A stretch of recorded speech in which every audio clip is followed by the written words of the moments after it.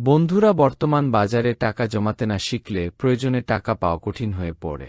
এছাড়া আর্থিক দুশ্চিন্তার কারণে বিভিন্ন ধরনের হতাশা এবং বিষণ্ণতা ঘিরে ধরে। তাই মানুষের কথায় কান্না দিয়ে প্রতি মাসে এবং প্রতিদিন টাকা জমানোর চেষ্টা করতে হবে। দৈনন্দিন খরচের হিসাব চিন্তা করে বের করতে হবে।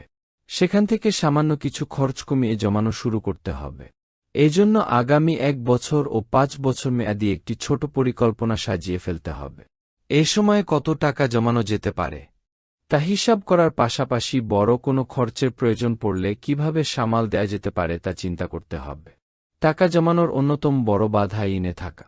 তাই আগে ঋণে পরিশোধে মনোযোগ দিতে হবে। যত দ্রুত সম্ভব ঋণমুক্ত হয়ে টাকা জমানো শুরু করতে হবে। টাকা থাকলেই যদি খরচ করতে ইচ্ছা করে তবে ব্যাংক অ্যাকাউন্ট খুলে টাকা জমানো শুরু করতে হবে। প্রতি মাসের প্রয়োজন মিটিয়ে এই জমানোর পরিমাণ বাড়ানোর চেষ্টা করতে হবে। ক্রেডিট কার্ড ব্যবহারে সবসময় ঋণ বাড়ানোর মানসিকতা তৈরি করে। তাই এই কার্ড অযথা ব্যবহার করা যাবে না। খুব জরুরি প্রয়োজন ছাড়া এড়িয়ে চলতে হবে।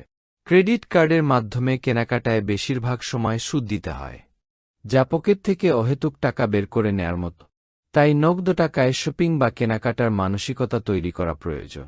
যে কোনো পছন্দের জিনিস কেনার আগে ভাবা উচিত সেটা না কিনলে কোনো সমস্যা হবে কিনা, কিংবা এটি যে কাজে ব্যবহার করা হবে সেই কাজ অন্য কোনো উপায় করা যায় কিনা। যদি না কিনে পারা যায় তাহলে অহেতুক পয়সা খরচ করা উচিত হবে না। এ সময় পৃথিবীতে পছন্দের শেষ নেই, তাই পছন্দ হলেই সবকিছু কেনা যাবে না। বীমা বা ডিপোজিট স্কিম শুরু করা যেতে পারে, সেটা সাধ্যমতো করলেই ভালো।